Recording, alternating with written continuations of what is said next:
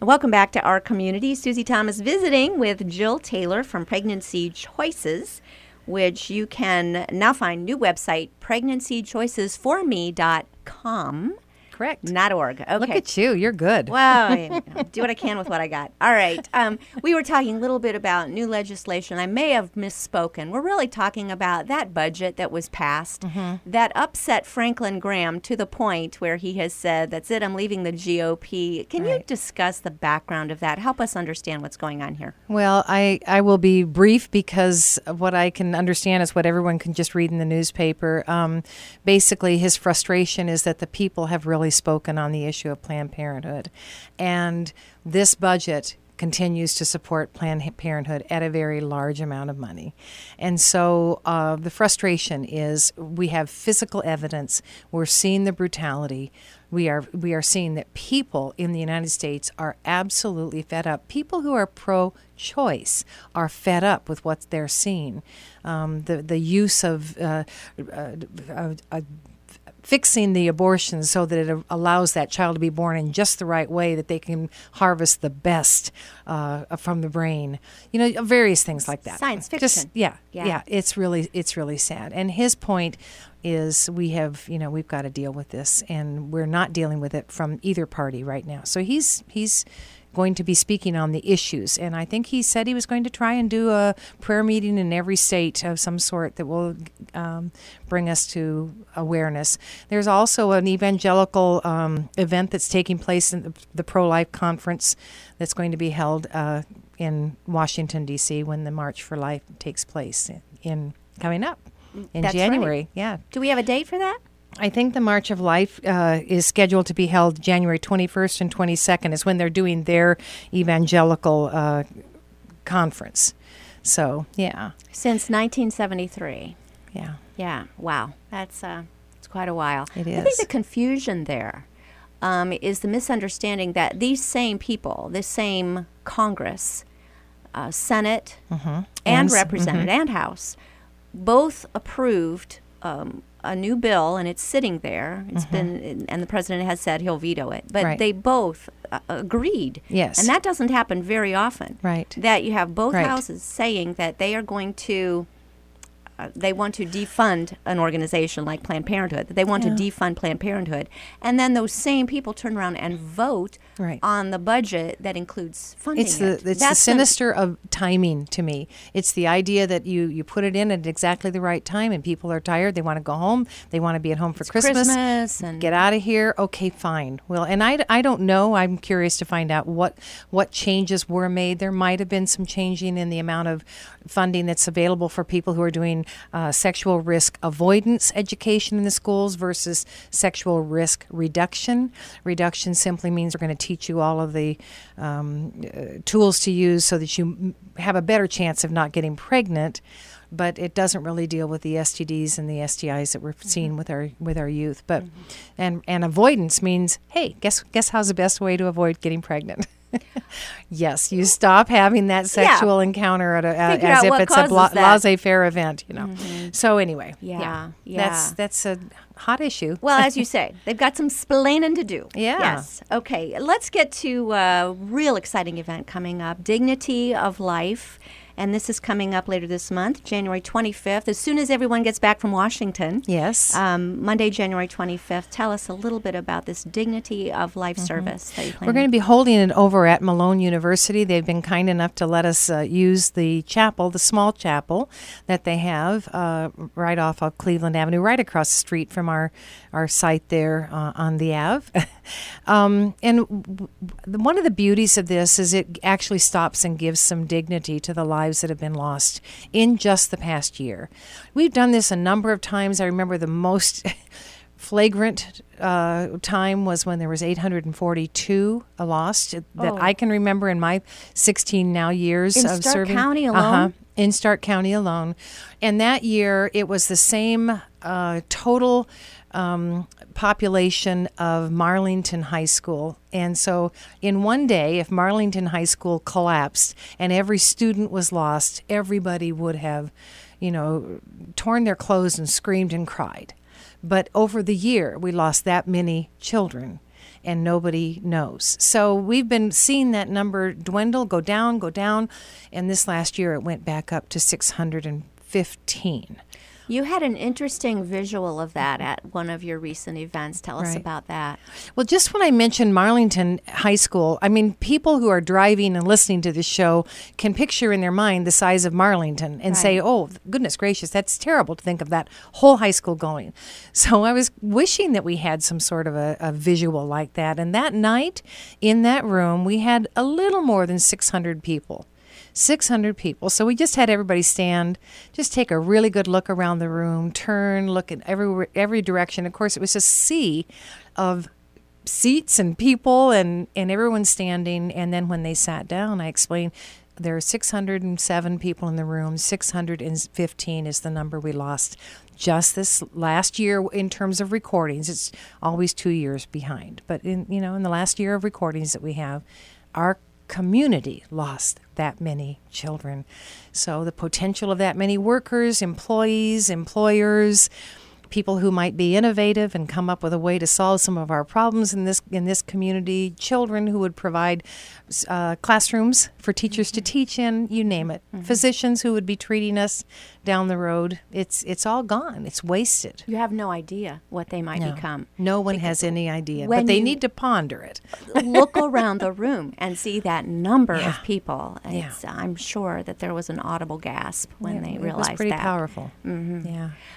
You probably also have some cool examples, and I won't, we are definitely having you back, but I would love some time to explore the lives of people who the parents chose life and see what they were with a choice as well. Right. What happened with them, what they are doing now, what they're contributing to our community. And Susie, I just got done having a great meeting with Johnny Serpilla through the holidays. We're talking about the adoption issue.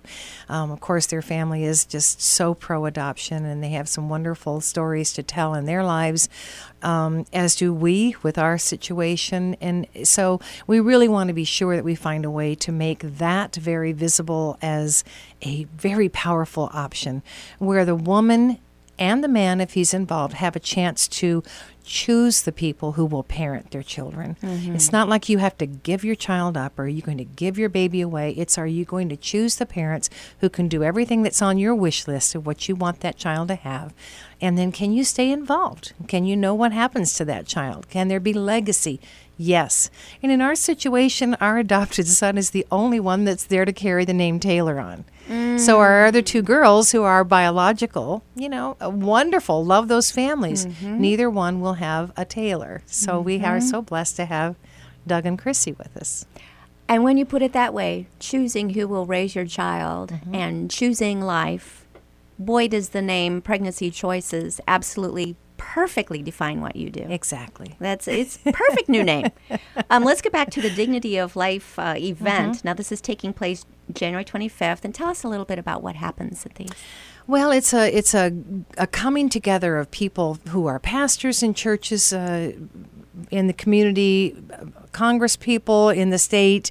We have representatives who will maybe come and just do a prayer or just say a couple of words of encouragement. We also have community leaders will just make a statement, but it's really a funeral service. It's really, you walk into a very quiet room and there are lights lit. In the past, we've used candles. We've got a really great idea for how we're going to do it this year to be very visual so that everyone literally walks out at the end in dark and recognizes the lights that have been lost in our community. So it's very powerful. You'll sign in as if you were attending a funeral, and there will be prayer and there will be some beautiful music. And there will be maybe some words of why this child is going to be missed, why this child is going to be missed. And it may come from women who have lost a child through abortion, who have chosen that and are able to now say, I'm healed enough that I can say I miss that child. I look for that child every time I see a 12-year-old. I look to see that's what my child would look like, So those are the kinds of things that will go on in that very powerful service. It will be short, just like a funeral would be short, but it will be significant. What time does this take place? It takes place at 7 o'clock. It starts at 7 o'clock. Yeah. 7 o'clock Monday, January 25th. And again, this is at the Johnson Center Chapel at Malone University. Right. There's lots of parking there. No need to RSVP. You can No. just come. And what a beautiful way to honor these lives lost. Right. We've done this several times in the past. It's a special memorial so that we can recognize the lives in our county that have been lost through abortion. Yeah. When we were talking about service free offered, I mean, as we were talking about the services that are offered by Pregnancy Choices, forgot to say that these are all absolutely free. Yeah. The medical attention that a person can receive, all free. Yeah. And that's why we're so grateful for Sisters of Charity as an example. That foundation is coming alongside and making it possible for us to really get involved and engaged in this issue of the Thrive issue through our Vital program that's new. But I have to tell you, we're nearing $1 million budget annually. Wow. And we need that support. We really need it because we're doing so many exciting things, and we're growing. We haven't talked about that. Next time. Okay, we'll have to have you back. Well, don't leave without your calendar getting filled up. Susie, thank you for this time. This is so special to get to thank the community for what they do. Thank you to the churches for the way you open their doors and let us come in with baby bottles and with things like our Dignity of Life service. We just are so grateful. Well, we're so grateful for everything you do, but tell us how we can help you now. How do you become funded, and how do we help volunteer? What do we do? Wow, we're getting pretty creative. We've had 2 calls this year of people who are literally putting us in their will and saying we want to leave something. And what a legacy. What a sweet thought that we'll leave something that will carry on and help protect children in the future. We have people who make year-end gifts, or they make gifts all year long in terms of a monthly pledge. We'd love to have them come. Our next event with Scott Klusendorf is November the 10th, 2016. He is phenomenal. He's a great articulate person on this issue and yet passionate. So that'd be fun to have you come to that. Or you can volunteer. In February is our month to do one more volunteer training. We try to do 3 a year, so we'd love to have you come and just take donations of any kind. You know, good clothes in good condition, diapers, formula, and your time. All of that's valuable.